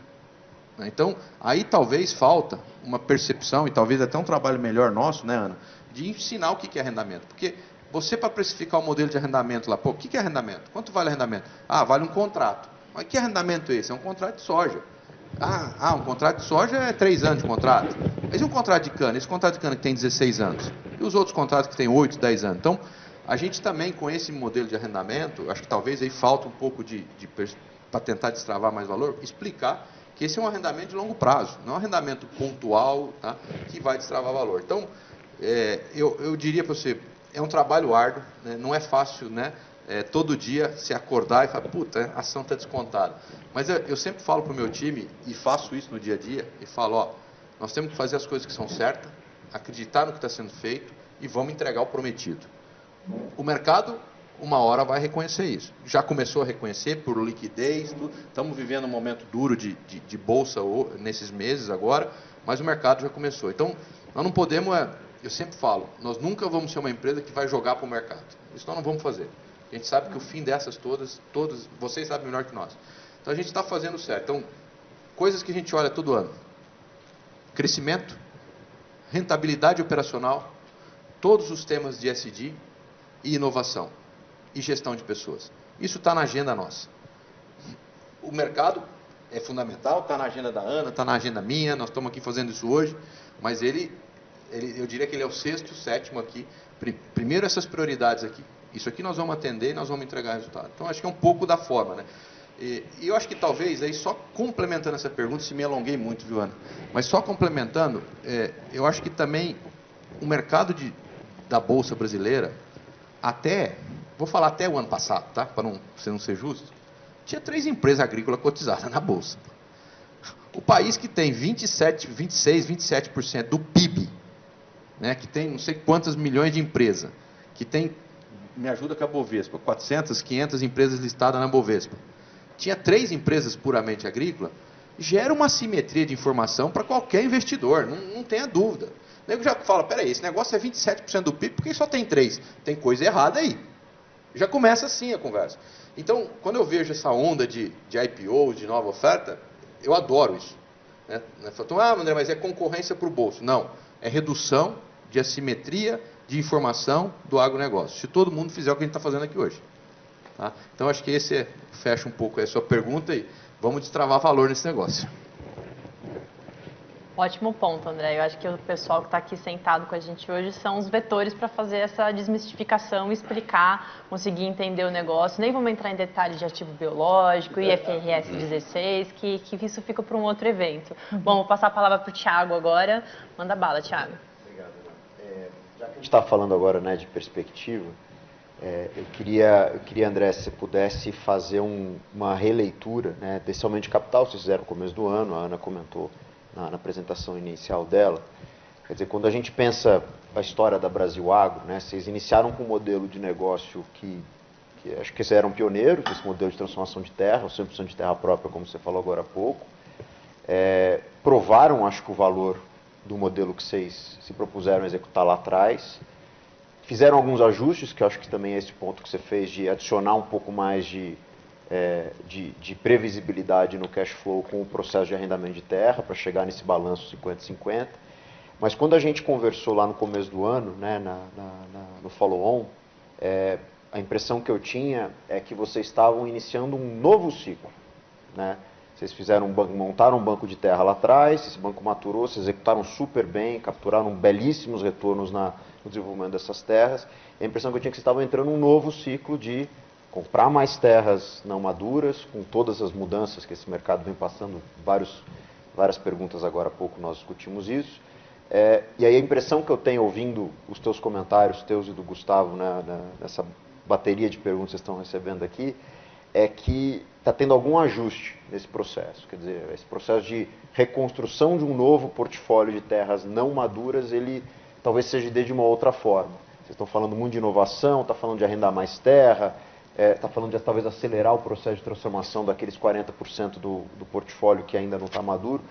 Então, minha pergunta é quase que uma provocação, se puder pensar o plano, como é que ele evoluiu nos últimos 12 meses e o que mudou, né, para a gente tinha 2 meses atrás. Eu acho que a virtude de qualquer gestor, de qualquer empresa, é adequar a estratégia ao longo do caminho. Né? Então, não teve uma mudança de estratégia, a gente continua olhando para isso.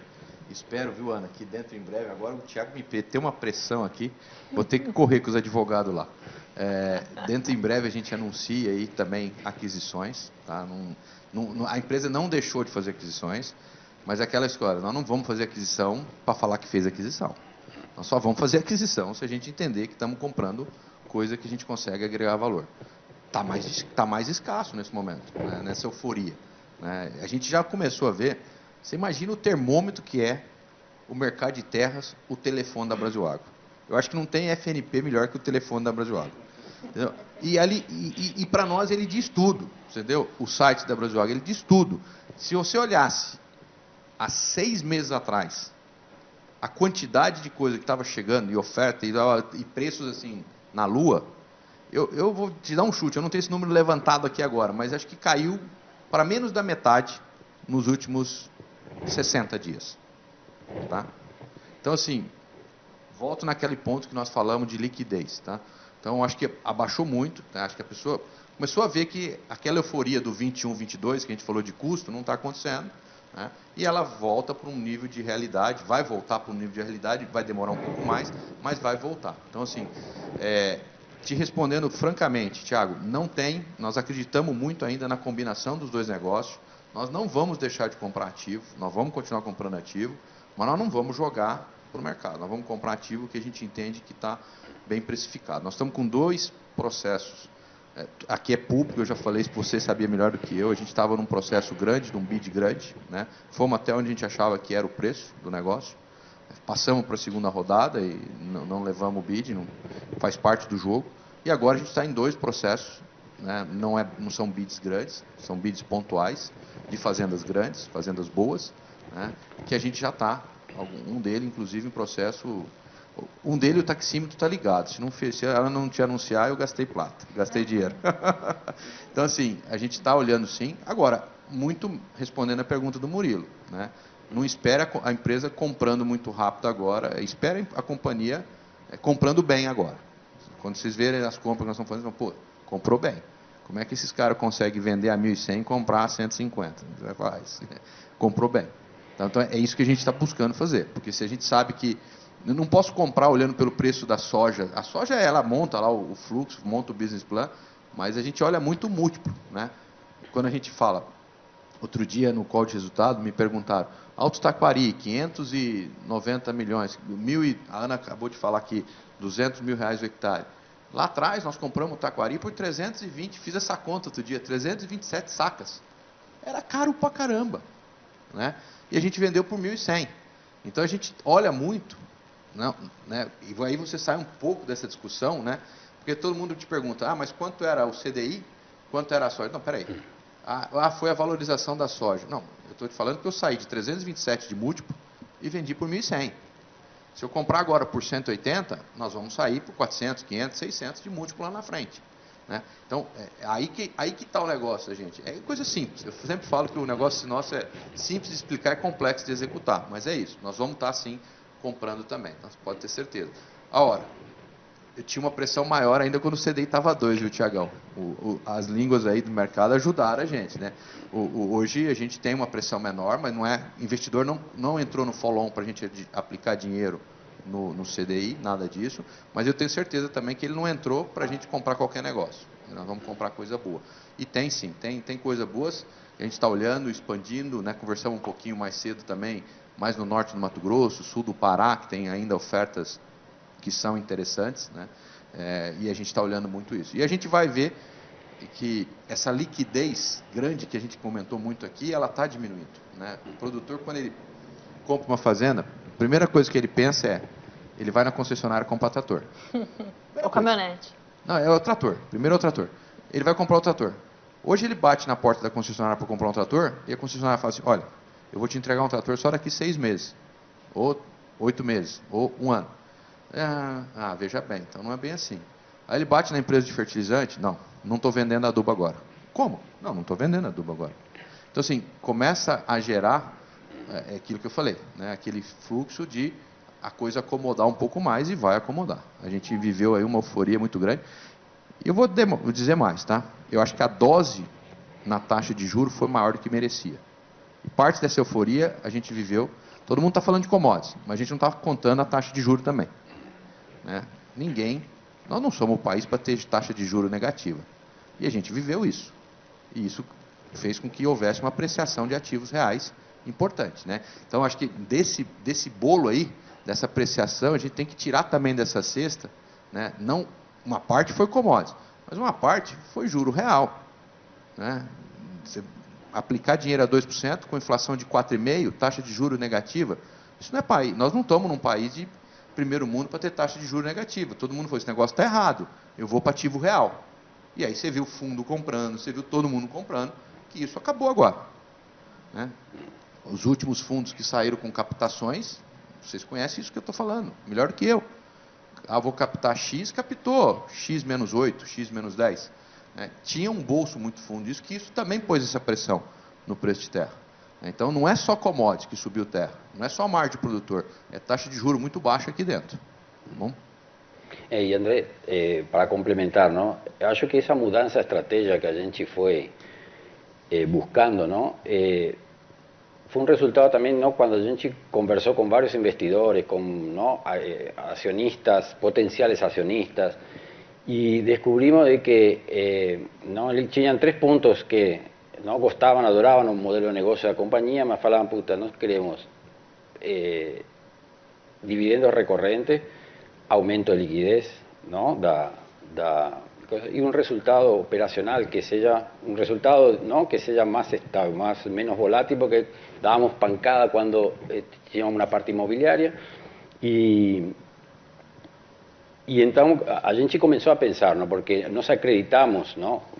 Digamos, na terra, nós acreditamos de que os produtores na média, no longo prazo, ele tem margem muito baixa e a gente entendeu de que deberíamos buscar, ¿no? Arrendamiento de áreas, aumentar un poquito, ¿no? nuestra exposición al riesgo, porque o mercado precifica en flujo de caja, ¿no? Entonces a gente precisaba también de colocar un poco más de arrendamiento. Y toda esa discusión que nós temos con innovación, ¿no? Lo que estamos enxergando para frente, aumento de custo, ¿no? Y a agricultura precisa de mucho investimento, ¿no? Acho que a diferencia que tiene a Brasilagro con otro en este modelo de transformación es que a gente tem boa gestão sobre eso, ¿no? Y a gente, por ejemplo, nós temos fazenda que consumimos 40 millones de reais de combustível, ¿no? Então a gente precisa ter controle y a gente viu, ¿no? De muitas startups, muitas empresas que nos están procurando para hacer, ¿no? Testeo de control de un custo, ¿no? Tecnologías que enxergamos, digamos, que para a estratégia de transformação da companhia, ela é super relevante, ¿no? Então, eu acho que às vezes, ¿no? se malinterpreta como que a gente quer ir para um lado muito operacional. Eu acho que a gente, que as fazendas que nós estamos transformando e que a gente toma a decisão de, por diversificação de risco, assumir a operação, a gente vai buscar ser o mais eficiente possível, ¿no? Mas nós vemos que as grandes, digamos, ¿no? Retorno nós temos quando a gente vende fazenda, quando a gente compra e vende fazenda. Então, esse modelo para a gente é, digamos, o principal vector, ¿no? E é onde a gente sempre, digamos, está trabalhando com objetivos muito claros. E o demais são como, ¿no? Retoques que você vai dando à estratégia para que a gente também, digamos, busque destravar esse valor, ¿no? Não sei, acreditamos demais na parte imobiliária, ¿no?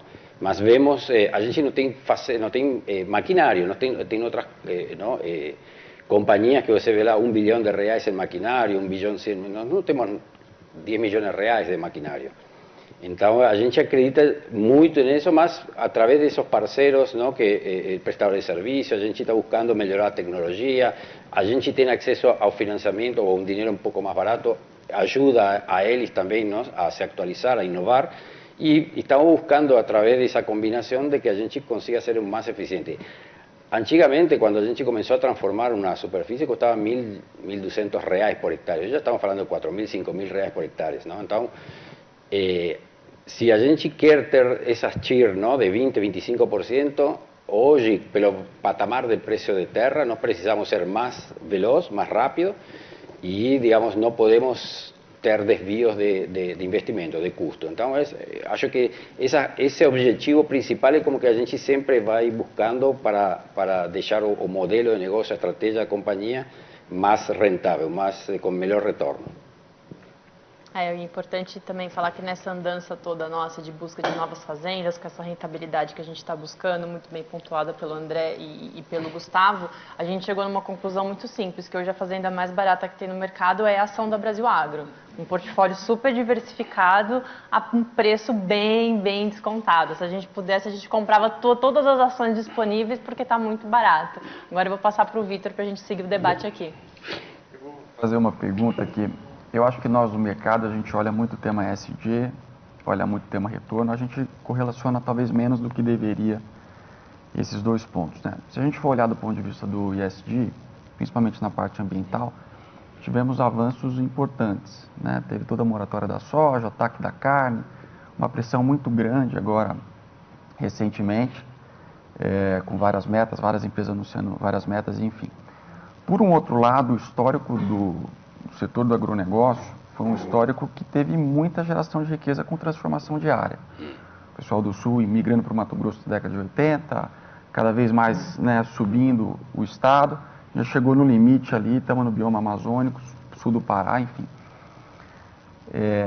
A minha dúvida é como é que a gente concilia essas duas coisas. O que eu quero dizer com isso?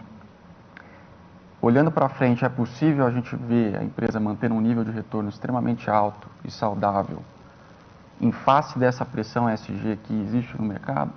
Ou a gente vai ter que começar a ir para áreas que talvez são diferentes daquele todo o processo que a gente fez no passado e, consequentemente, os níveis de retorno não seriam mantidos? Vitor, excelente pergunta, uma pergunta bem provocativa, né?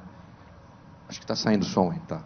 É um desafio enorme, mas eu acho que o fundamental é a gente vê o ESG como não um deflator do seu resultado, mas um fator de soma nisso, né?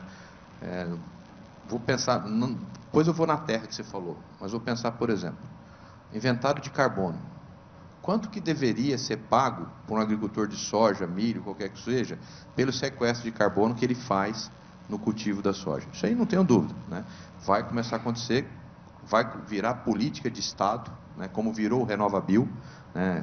Eu acho que aí é um pouco o caminho, se a sociedade civil de fato quer ter um debate sincero sobre ESG, né? Se for um greenwash, comparto 100% o que você falou, mas se a sociedade civil de fato quer ter um debate sincero sobre ESG, a gente tem que ver onde é que estão as fontes de sequestro e essas fontes serem remuneradas, né?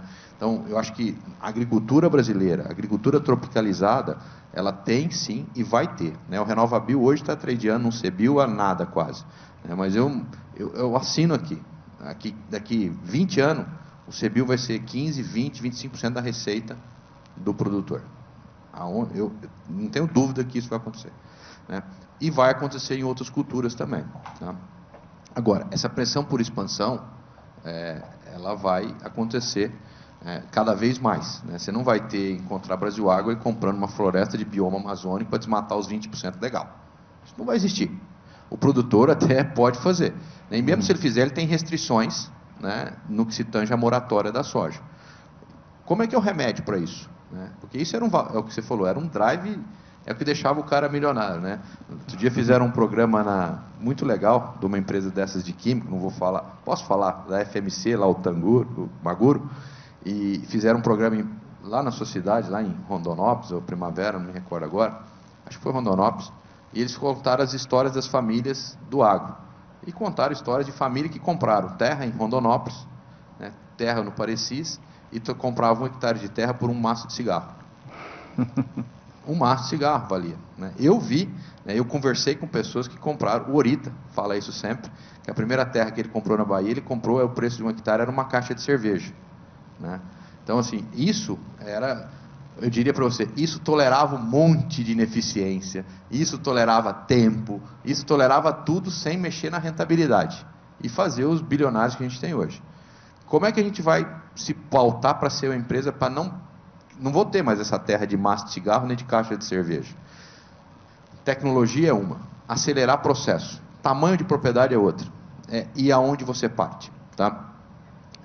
Quando você parte do cerrado, por mais que você está numa área fértil do cerrado, você está mudando toda uma microbiota do solo. E é um pouco disso que demora a maturação. Você parte de uma cultivo de soja numa área de pastagem, é totalmente diferente. Você estabiliza muito mais rápido. Estabiliza mais rápido, matura mais rápido. Então, te respondendo, terra é um bem finito, como você bem colocou. Essas expansões de abrir cerrado barato, elas vão limitar. Só que cada vez mais as propriedades passam a ser menores para o nosso tamanho, né? Elas passam a ser menores e você consegue imprimir um ritmo de transformação mais rápido, com gestão e tecnologia. E isso é o que reduz, né, é o que mantém, né, a taxa de retorno nossa. Então, nós acreditamos que o drive está aí. Você imagina, você conhece uma fazenda bem nossa, Chaparral, 37 mil hectares. Nós estamos transformando os últimos 3 mil agora, faz 10 anos. Aonde tem uma fazenda de cerrado hoje de 37 mil hectares no Brasil para comprar? Eu não conheço. Não tem. Você tem fazenda de 3, 4, 5 mil. Fazenda de 3, 4, 5 mil, você transforma ela muito rápida, né? Então você começa a gerar fluxo nela rápido, estabiliza rápido e sai dela rápido. Então, te dizendo o seguinte, todo mundo gostaria de ter nascido 40 anos atrás, né, hoje, né? Mas não é a realidade. Você tem que se reinventar no tempo. Como é que a gente vai reinventar? Tecnologia, velocidade de maturação e tamanho de propriedade. A propriedade menor você transforma mais rápido. São menos fatores, você estabiliza mais rápido, né? Você é um filho de agricultor, sabe disso. Quer dizer, uma fazenda de 20 mil hectares, você falar que ela produz 60 sacos na média dos 20 mil, para ela chegar lá, demora muito mais tempo que uma área de 3 mil, 4 mil, 5 mil hectares, chegar em 60 sacos. Você tem mais disparidades dentro daquele ativo. Então, acho que, respondendo a sua pergunta, a fronteira é finita, tá? Mas tem uma fronteira que não é finita, Vitor, a fronteira tecnológica. Eu acho que é essa que você tem que tentar agregar valor para acelerar. E, assim, um pouco respondendo o Thiago, não é só colocar tecnologia. A tecnologia, para nós, ela está para acelerar a velocidade de maturação para garantir essa rentabilidade de 20%. Tá? Excelente. Legal, vou passar para a Cris agora, para fazer a próxima pergunta. Tentando resumir um pouco assim de tudo que a gente falou e ouviu aqui hoje, eu queria te perguntar do ponto de vista do investidor, qual que seria o principal fator que hoje te deixa muito tranquilo com o investimento na Brasil Agro e o que tira o sono? Ou seja, quais são os dois principais focos para o investidor? Aí, eu lido muito com investidor de varejo, que ele deveria ficar feliz e se preocupar ao mesmo tempo. Não?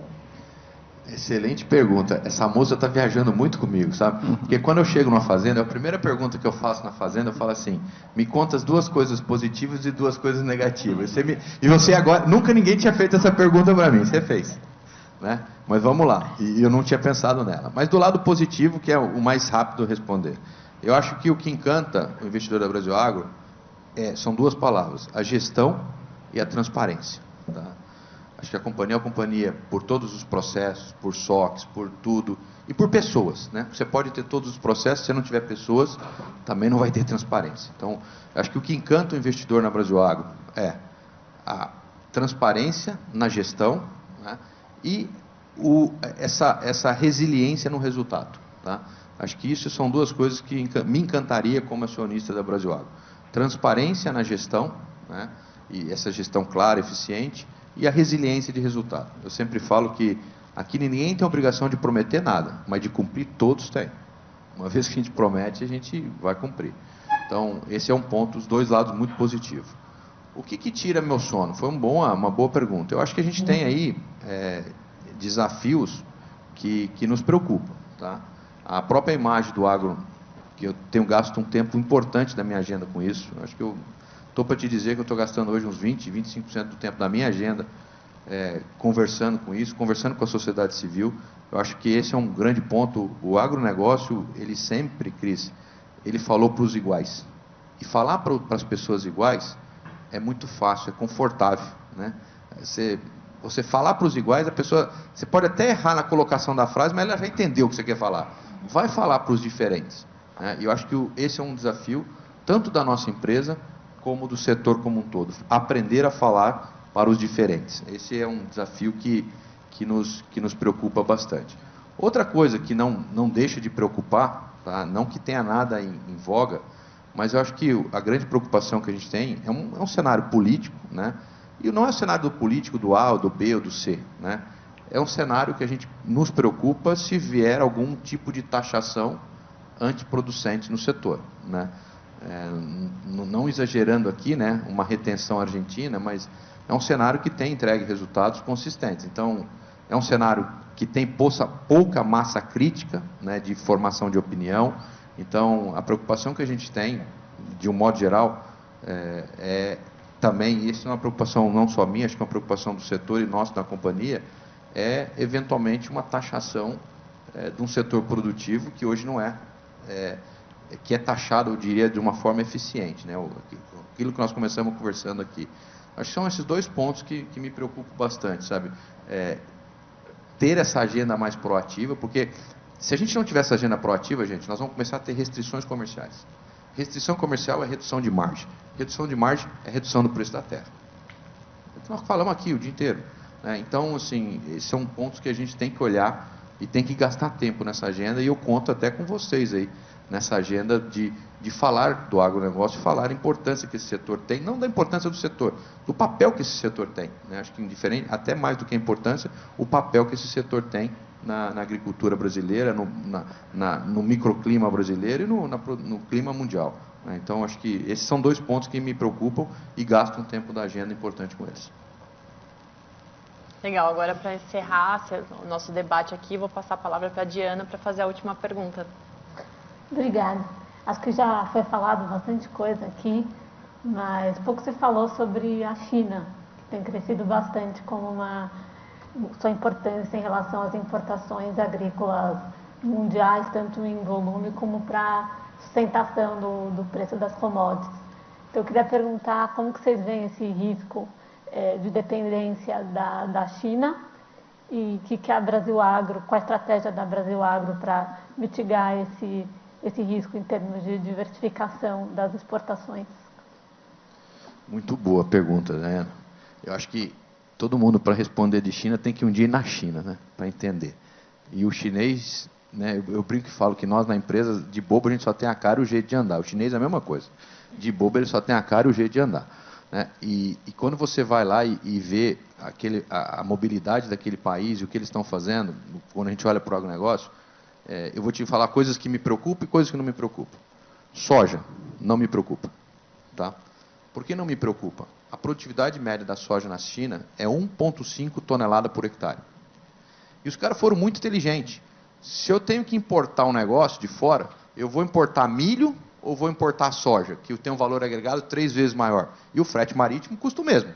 Então, assim, a decisão deles foi muito inteligente. Então, eu não consigo visualizar uma proteína animal para substituir o farelo de soja ou a soja grão que vai para lá. Então, quando a gente olha a soja, eu acho que esse é uma coisa que fico muito tranquilo. O que me preocupa a dependência da China, né? As sazonalidades, né? Que esses trade wars, esses embargos, isso tudo, né?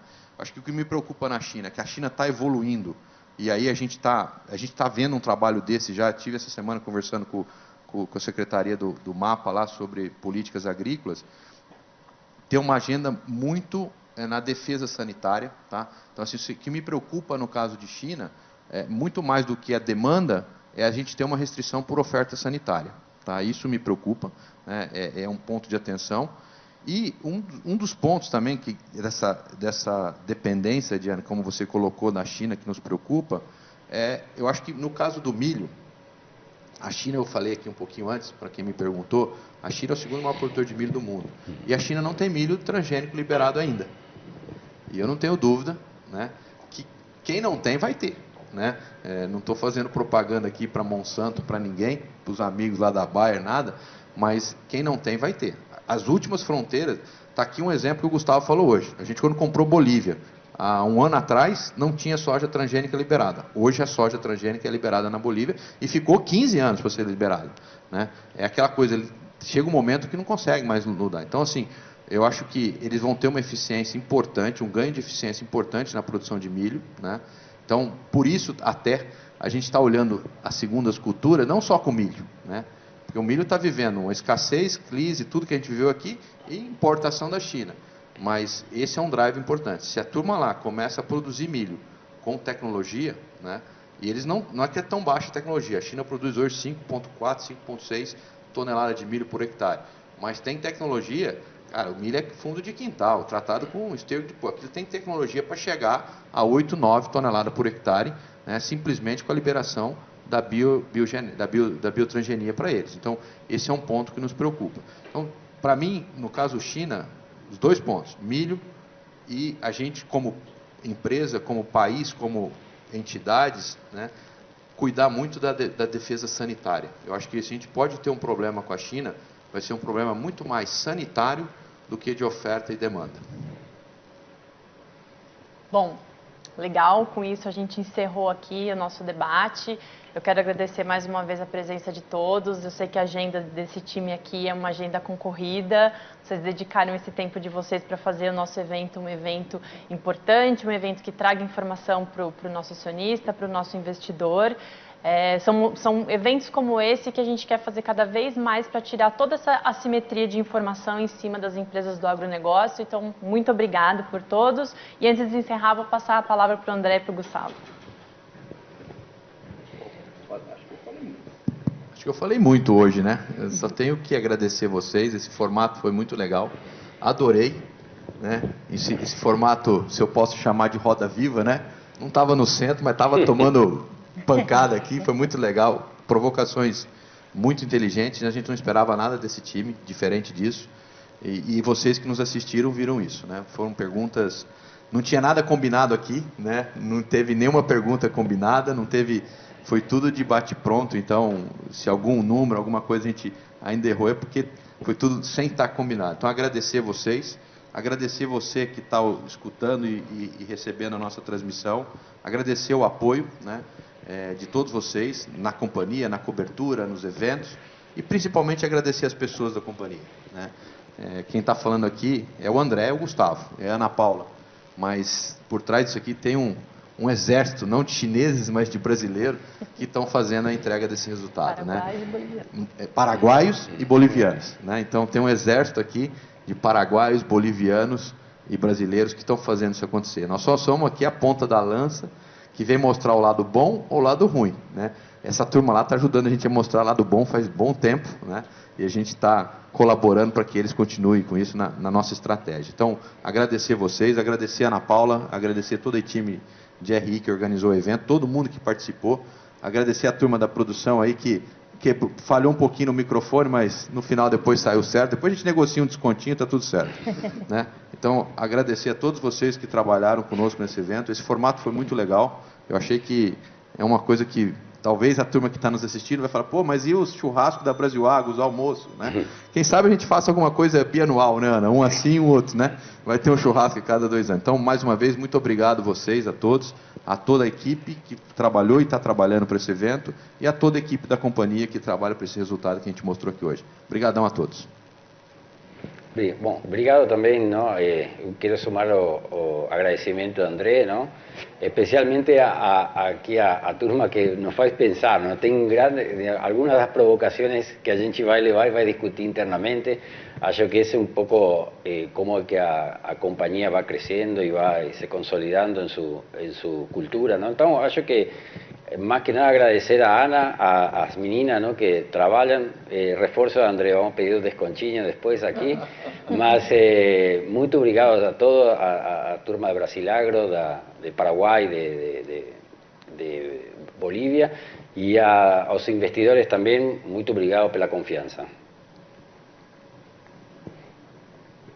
Com isso encerramos por aqui. Obrigada e bom dia a todos.